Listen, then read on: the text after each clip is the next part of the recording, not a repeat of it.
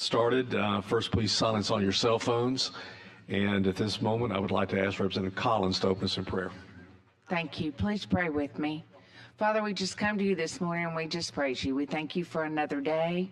We ask your blessings on this day, that you would help us, give us your wisdom, and you promise to do that you would help us truly serve the people of Alabama as you would have us to do. We thank you for the opportunity to serve. We thank you for late nights and early mornings, but we thank you most of all that we know you are right with us. So bless this day and all that we do, and I pray in Jesus' name. Amen. Amen. Clerk, please call the roll. Here. Representative Teal, Representative Drummond, Representative Arnold, Representative Baker, here. Representative Chestnut, Representative Collins, here. Representative Colvin, Representative Daniels, Representative Ellis, Representative Faulkner, Representative Lawrence, Representative Lover, Representative Stubbs, Representative Wood. 9 members against the Thank you. I know we have a few members that are in other committees presenting bills and a couple that are just not going to be here today.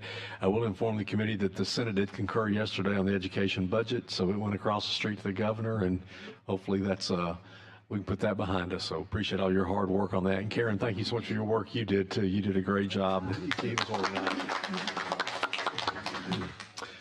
Any guests today? Representative Baker. Thank you, Mr. Chairman. Jace, if you might would stand. Jace Hammond is a 8th grader at Flumpton High School. Very glad to have him paging with us this week. Thank you so much, Mr. Chairman. Thanks, sir. Welcome. Representative Ellis.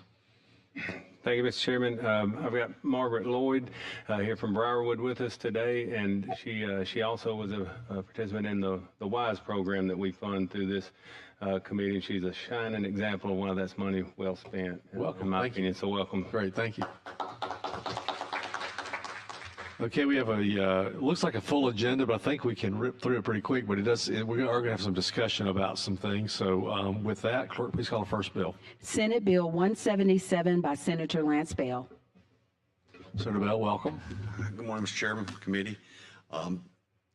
So basically an increase, adding $2 million for the entertainment, changing the name of the film office. We have it now. So much done, and I didn't realize this until talking to Senator Rob Stewart. The film Selma, and a lot of the stuff in that film was done in Georgia. And we've missed out on so much here in Alabama that's got Alabama names, but it's not filmed here. And this is a slight increase, well, actually just a $2 million increase on the music industry. And I think you've got an amendment or a sub that you're going to do. Do you want to introduce it now, or how do you want to handle that? Yes, so we have a sub. Let's go ahead and introduce the amendment. I will introduce it. What this does is change the cap. In the original bill, it's to $30 million. This takes the cap to $22 million. The additional $2 million is for the music production part of the credit. So I would offer that as an amendment. Second, Representative Collins. Any discussion? All in favor, say aye. All opposed? Okay, the amendment's been adopted. So do you have anything else you want to say about the bill, or can I? It just renames it to Alabama Entertainment Office.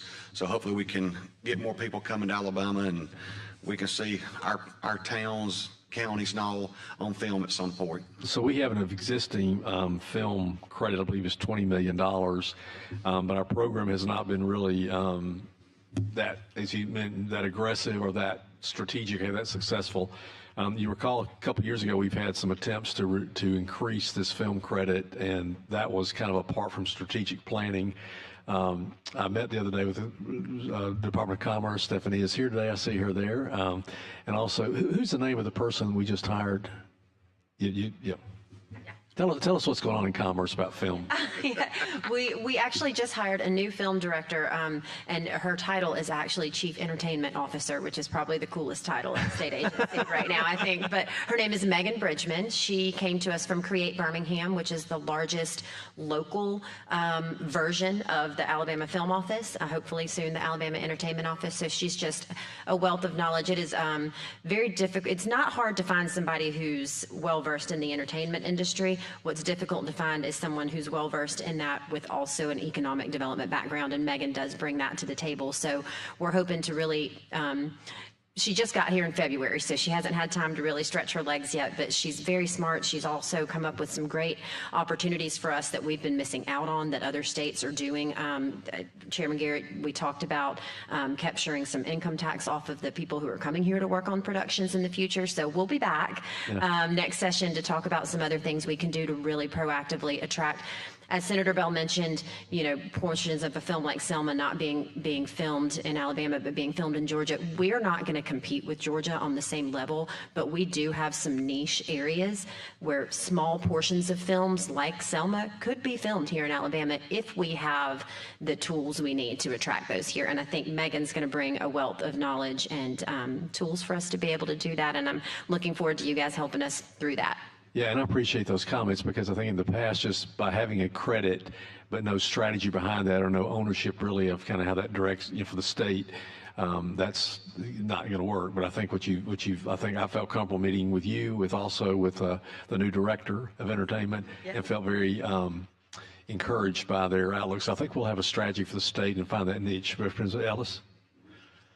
Thank you, Mr. Chairman, for that. And I just want to say thank you to you and your office, and thank you, Senator Bell, for bringing this. So I'm a big fan of what we're doing here and would like to see that continue to increase. I think we're underestimating the value and the tourism impact and the economic impact of when these little film groups come to town. So just Sunday, we had a Hallmark film crew in Columbiana, downtown Columbiana, which is of course your district, filming, and it's I don't know the economic impact of that, but I know the excitement level of that in the downtown businesses was there was a buzz down there. So it's a big thing, and I think it'll really help some of our little downtown areas. So thank you for bringing it. There you say you're excited about the Hallmark movie coming to town.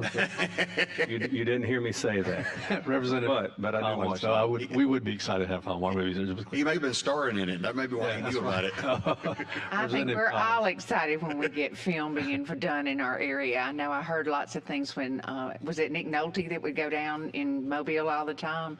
But I worked on this bill in 2012 and got it to 20 million with a big argument with Trip Pittman at that time. So I am excited that you are doing this. I'm glad that we finally have an established chief of entertainment. That's exciting.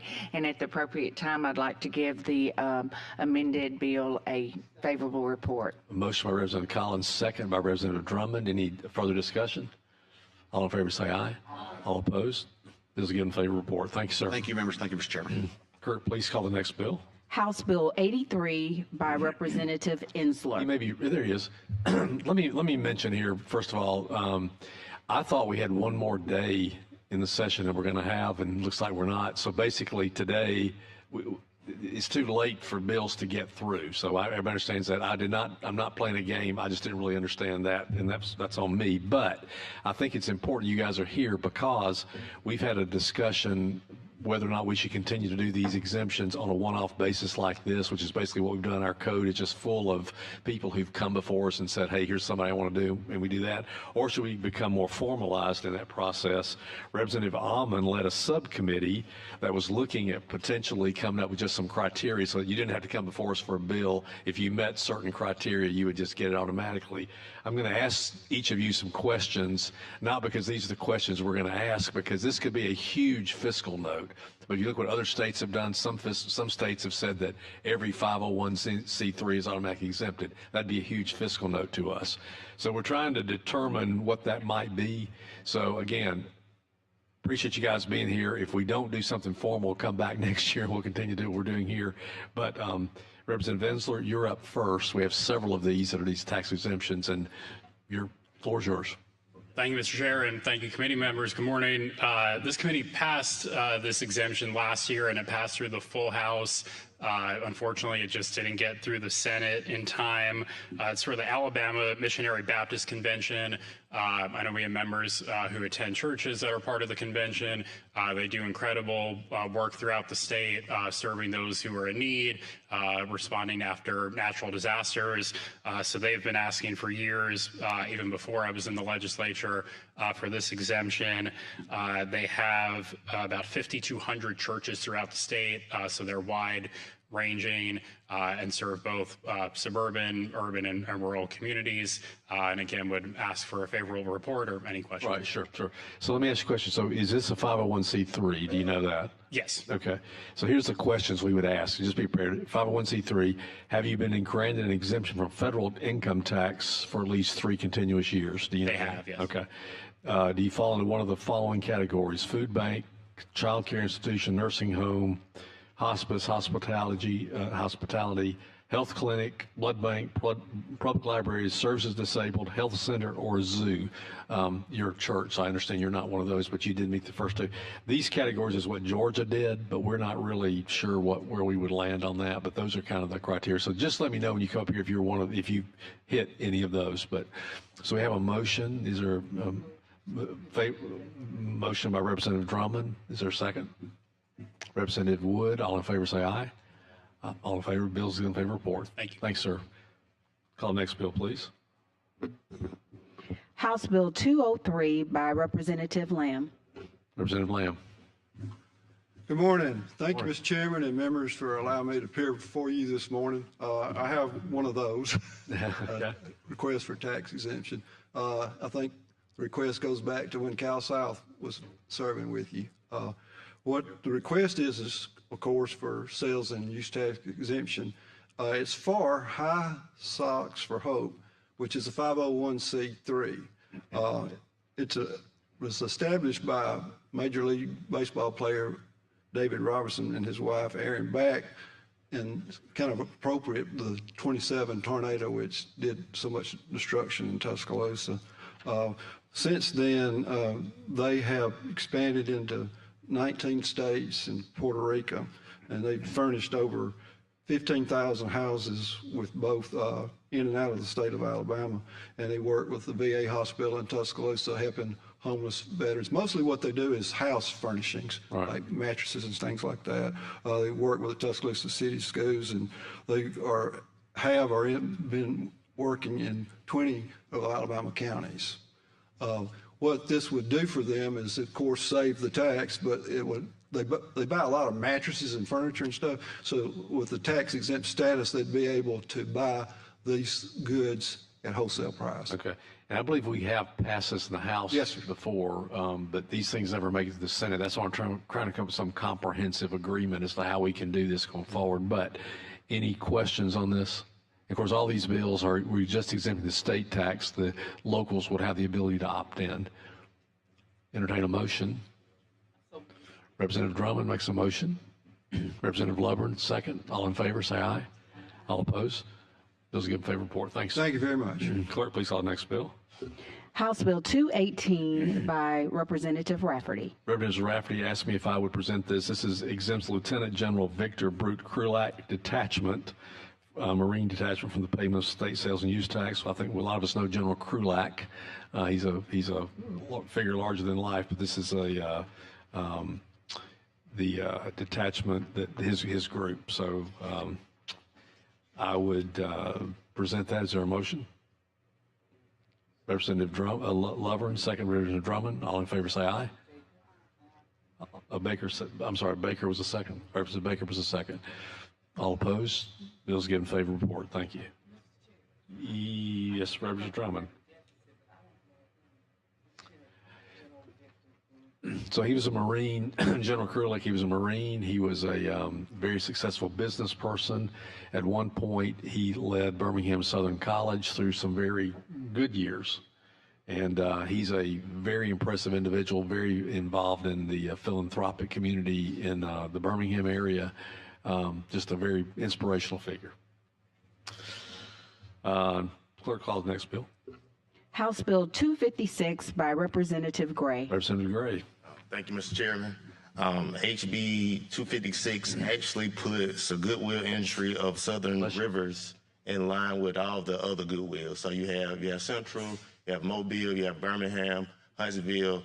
They kind of just got left out. Yeah. And I think that they were in a umbrella at first, and then I think they all got kicked out and had to do it individually. And so I'm just putting them and standing with everyone else. Everybody sees the problem we got here. It's just you got to, if you know somebody that knows somebody, you can maybe get a bill and get somebody in. So we're trying to figure out a better way to do it, but I understand your point. And we did do it several years ago. We changed things to the United Way umbrella, and there were some groups that, anyway.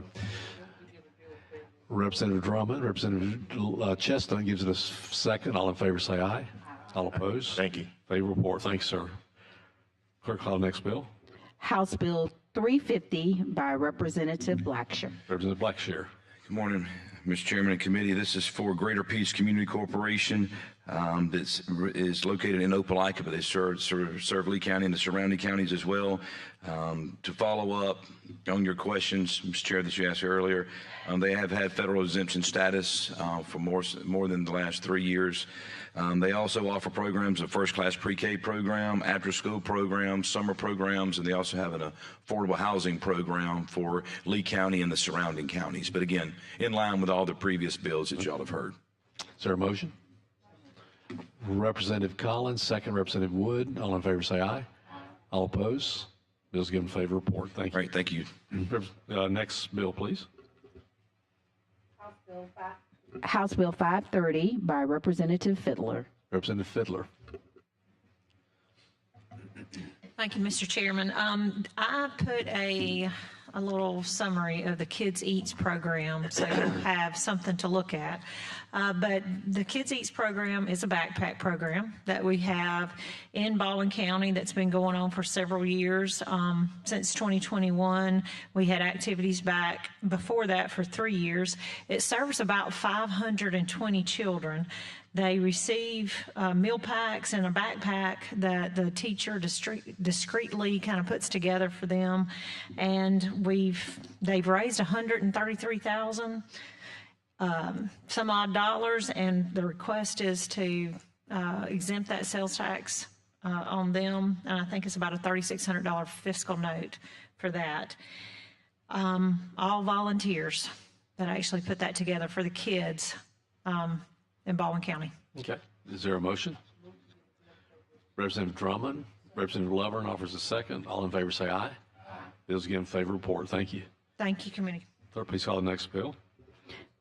House Bill 546 by Representative Hoke Jones. Welcome. Welcome. Thank you. Good morning, Mr. Chairman and committee. HB 546 has to do with the Alabama Gulf Coast Zoo. This was initially given tax-free status in 2018. It expired September of 2022. The late Steve McMillan was not active that last year that he passed away, so it sunset, and it mirrored the Birmingham Zoo, so it does fall into your zoo category. So we're asking that this be reinstated through HB 546. Okay. Representative Drummond moves favorable report. Second, Representative Baker. All in favor? Aye. Thank you. Appreciate it. Mr. Chairman and committee. Call the next bill. House Bill 577 by Representative Ellis. Thank you, Mr. Chairman, for the recognition. This, members of the committee, is a bill that will renew the tax exemption for the Alabama iBank. There's also an amendment, and I'll go ahead and explain that. They've actually changed that name to the Advanced Insight Network, and so it just the amendment just changes that name and the tax exemption. And I can offer that amendment myself. Sure. There's an amendment offered by Representative Ellis. Is there a second? Second, Representative Collins. Any questions? All in favor say aye. Aye. All opposed? Amendment's adopted. Representative Ellis. And I will point out that we do have what I call the Wilcox clause in there that the counties, and so they didn't have that in there when they sent it to me. I wanted Margie to know that or Representative Wilcox know that I had them put that in there. Okay. But anyway, so that's the bill. If there's any questions, I'll be glad to answer them. Entertain a motion. Representative Lovern. Second, Representative Drummond. All in favor say aye. Aye. All opposed? Bill's given favor report. Thanks, sir. All right, that concludes, but I think we've made our point that these are bill. Again, we have one more? I'm sorry. No, that's a different topic, though. The point, I think this area we need to address, and again, we've moved these out of the House, they've not moved in the Senate, so we're trying to work with them to come up with some criteria. If we don't do that, we'll continue to do these on a one-off basis, but these are not collectively, with a few exceptions, not going to be dramatic fiscal notes, but we're just trying to see if there's a better way forward. So, thank you. So the last bill we have, before the clerk calls the bill, Representative Robbins, there you are. So he apparently has a lot of free time. He thinks about a lot of things that are really out there, and so he dreams a lot of things that are really good. But he has he has some really interesting ideas. This is one. We're not going to vote on this today. Wouldn't have time to pass anyway. But I wanted to tee this idea up because I had a bill last week about remote workers. And that's a very complex subject that's going to be growing, and we need to address that in the future. This is just one other kind of offshoot of that idea. But clerk, if you'll call the bill, we'll let Representative Robbins explain his idea. House Bill 259 by Representative Robbins. Representative Robbins. Thank you, Chairman. Thank you for the opportunity to present this bill. I know we talked briefly about it last year, but what it is Chairman Garrett said, as remote workers become more prevalent, as we become less tangled to where we are in a physical location, we have to decide how do we recruit the worker and not just the industry, because we might recruit the industry, but that doesn't mean we're going to bring the people to Alabama. It doesn't mean we're going to bring them and physically locate within our communities. So we have to think about how do we do that. We give abatements, we give incentives to businesses to come, but how do we incentivize those individuals? The only way to do that is to pay people, is to incentivize them financially.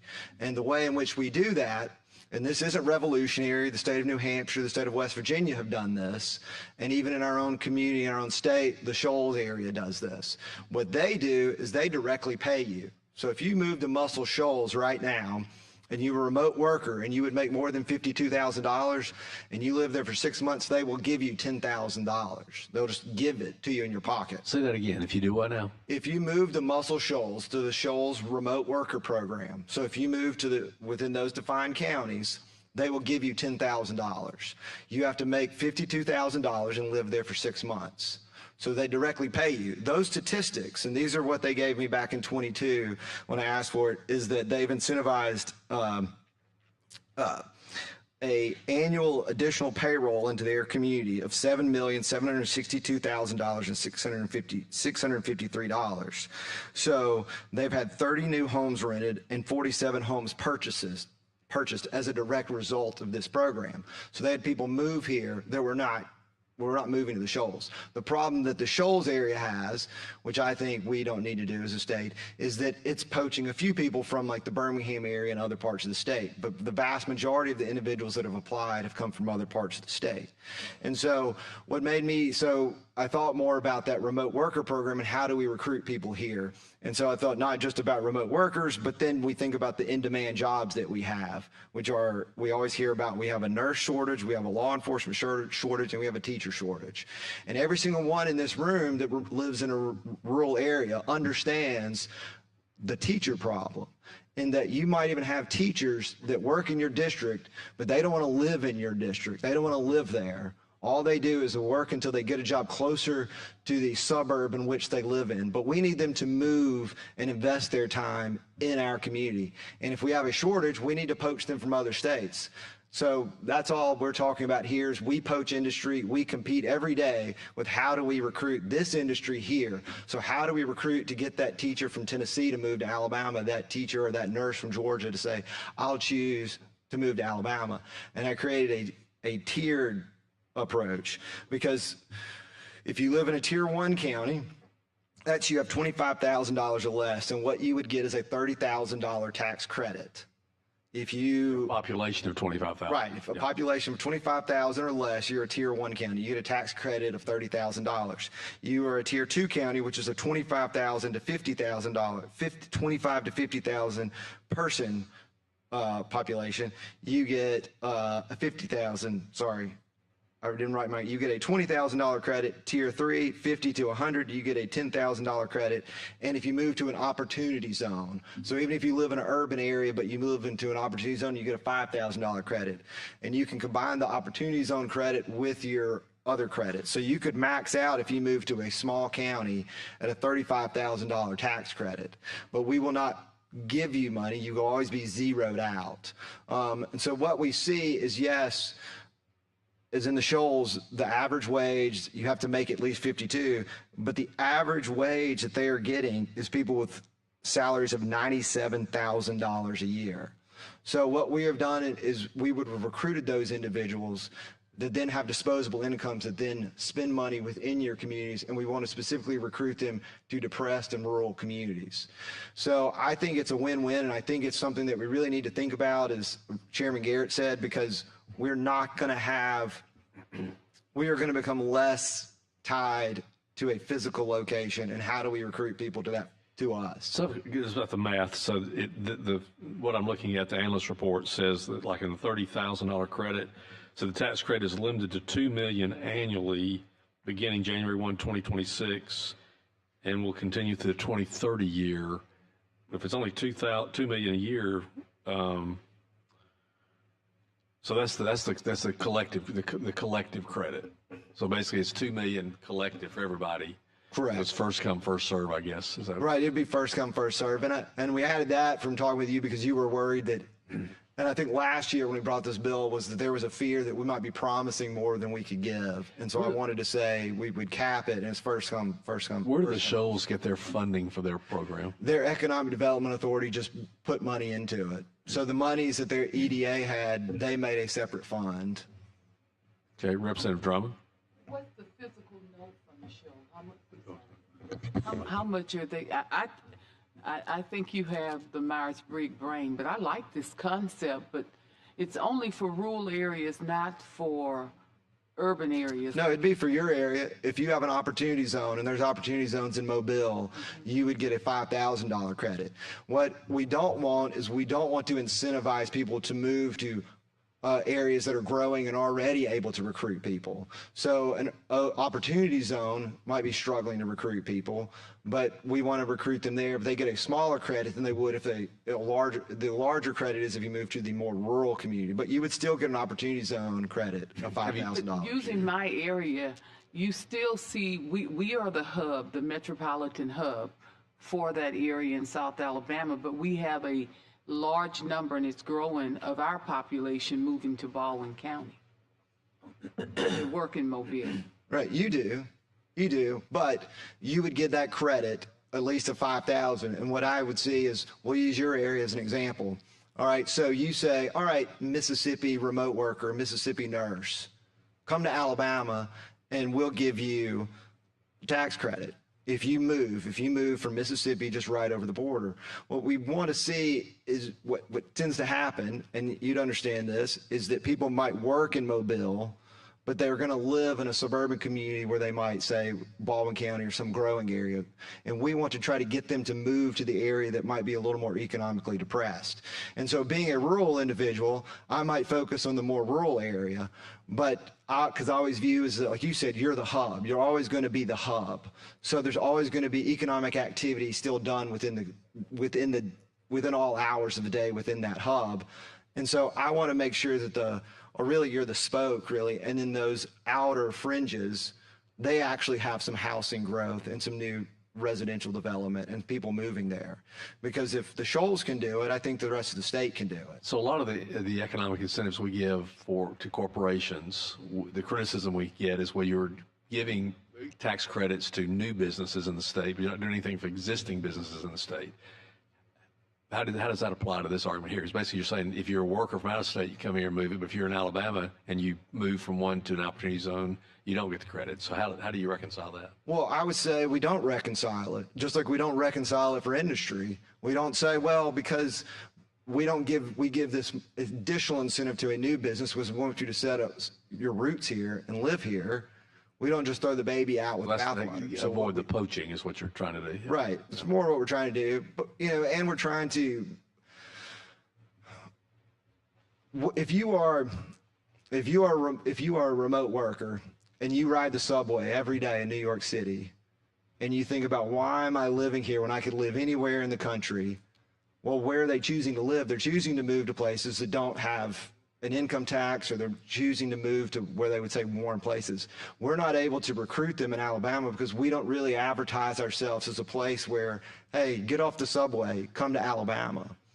You know, and so that's what I want to do. I want us to be able to say, we are a place where you could move to, you can invest your money and your salary of roughly $100,000 into these communities. Of course, we did during COVID have a lot of people move into the state and rural areas to buy property because we have low property values. So yeah. We did. And being a closing attorney, I can say that Clay County had some out-of-state purchases where they would buy farms within the national forest because they wanted to live remotely. Right. But a lot of what we're seeing with them are retirees.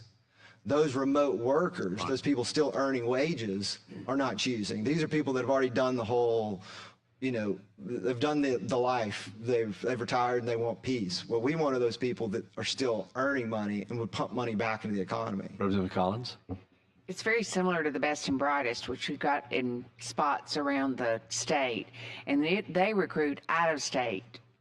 And they have money that they apply to their college debt. But it establishes them in those areas so they're not temporary, they're that. But you might look at that so we're not poaching from within the state.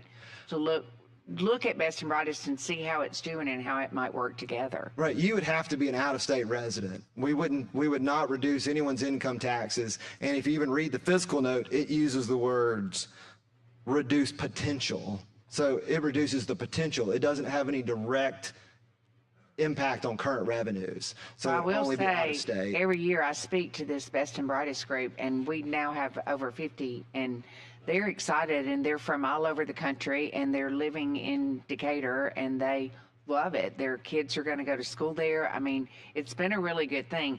What I'm saying is I think you've got a really good idea, and I think we should maybe look into some of this because we know we've got a workforce shortage. So thank you. Thank you for thinking outside the box. We actually, well, let me play devil's advocate. We actually have a labor participation shortage. So that's, and this doesn't really address the labor participation because that's within the state, right? So right, I believe it would because if our state population can't fill that, let's poach it right. and get it from another state.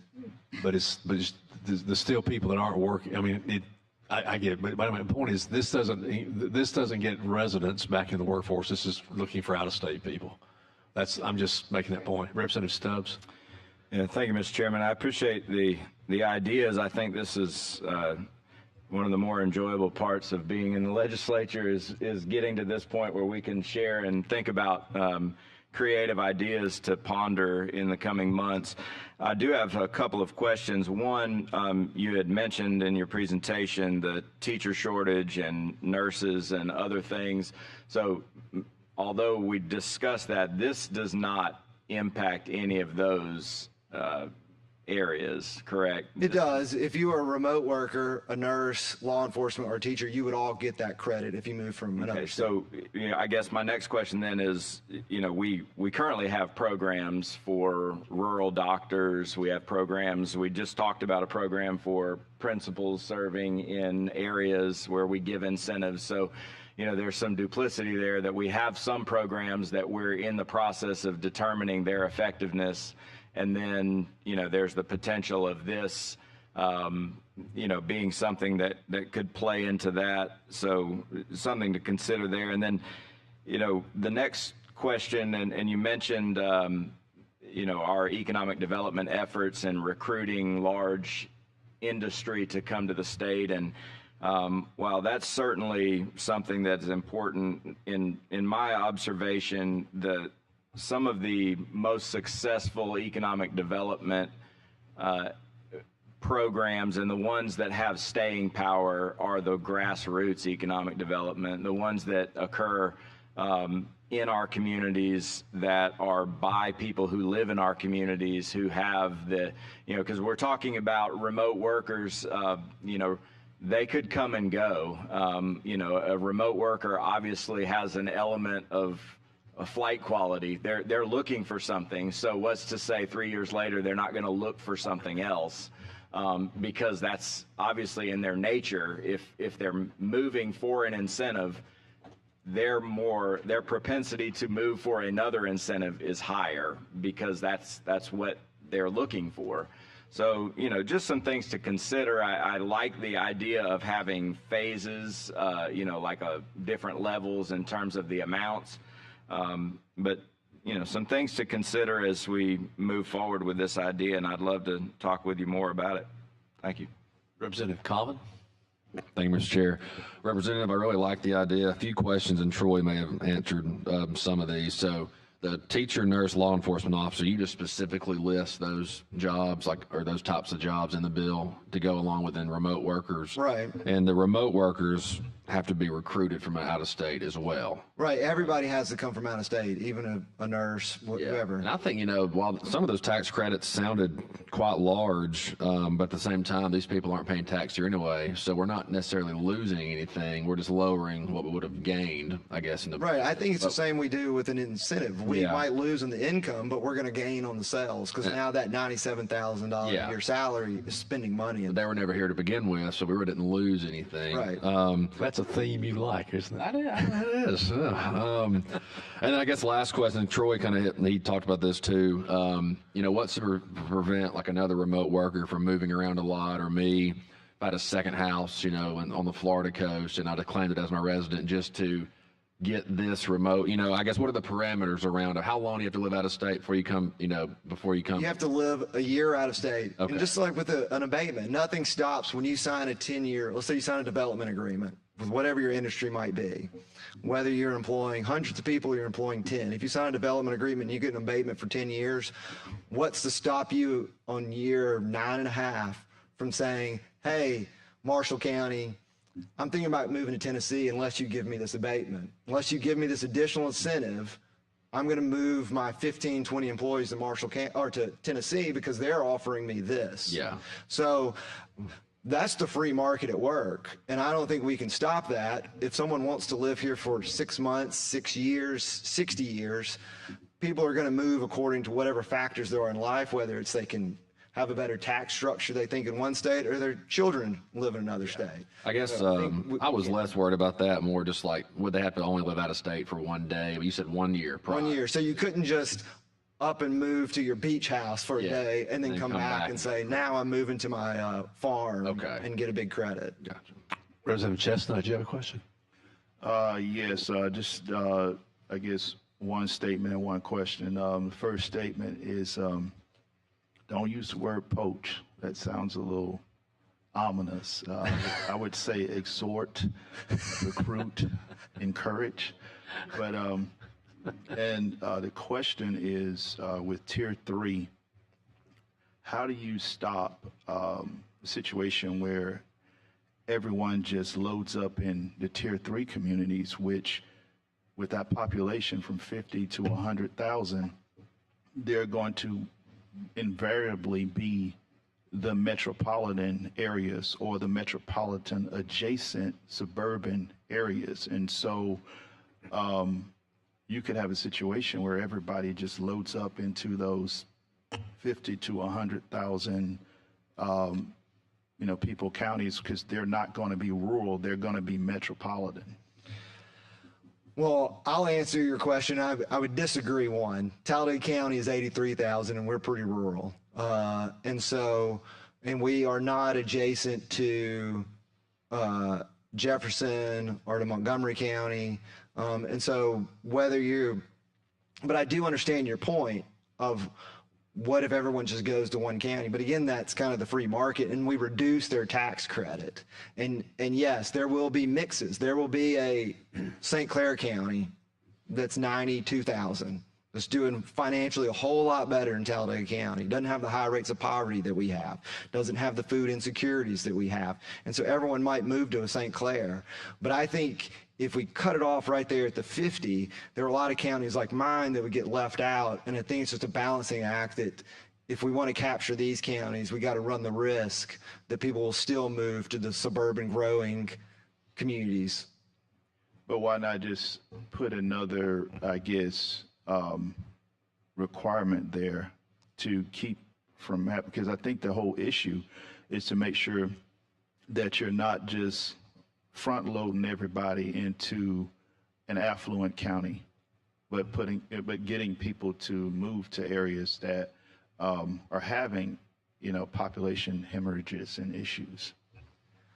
It is. I mean, I think that if you wanted to redo some of the tiers and put it more on like a percentage of poverty in that county, I think, I'd be open to that idea. I just stuck with the population because it kind of made more sense if we were to say your county and define the counties based upon rates of poverty in each county, and then give the credit based upon higher rates of poverty. So it could be, as Representative Drummond said, if I'm not saying, but let's say Mobile had a higher rate of poverty, then it could be counted the same as a Talladega or a Dallas, but then you might be a smaller population county but not have the poverty rate, and so we don't need to recruit you there.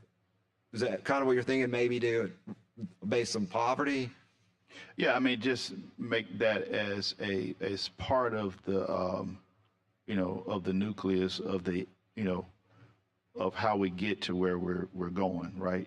We're talking about the population, but mix in, the lack of affluence in there also as part of how we get to the desired outcome or the desired goal. Because I mean, look, just looking at the patterns, and you and I, we've talked about this before. Gen Z, millennials, they pretty much decide where they're going to live based on if the place has a Publix or a Starbucks. They let me see, do they have a Starbucks in this county? If they don't have a Starbucks or a Publix, they're not interested. I mean, it's true. Yeah. I mean, my brother-in-law said he wouldn't move to Chelsea because they didn't have a Chipotle. Representative Wood. Representative, I like your vision. I like that you make us think outside of the box. And I really think this is something that we need for our state. You can turn on the television now and you can see states trying to talk about their quality of life and bring people there. You never used to see that on media. States advertising what they have and creating this, illusion that you need to be here. We've watched municipalities and counties compete for infrastructure and compete for retail development, but we've never really thought about a state competing for population. And I think other states are seeing that right now, and we have to be open to that. And I think this is a great way for us to start looking at what can we do to not just talk about quality of life that we know is here, but how can we give a financial incentive to get people to move to our state? And I would say we can keep them once they're here. I can say we can show them why it's great to live in Alabama, but we got to get them here. We've got to get them here. And these are the type things that get people thinking, why not Alabama? They may have never thought about it before. So I just want to tell you, I love your bill. I'm sure there's some tweaking that needs to happen, as with all of our pieces of legislation, but I really, really like it. Well, thank you. Representative Robbins, have you talked, my suggestions would be, as we think forward about how to develop this and take this idea down the road, have you talked to Department of Workforce at all about this bill? I think I talked to when it was labor. Like Okay, 2 years ago. I think now that we have a new Department of Workforce, I would maybe sit down and talk with them. Commerce, I'm sure you've had discussions with Commerce. Have you talked to Innovate Alabama at all about this? I have not. I think those three groups could be allies and they kind of all hit around some of the things you're talking about.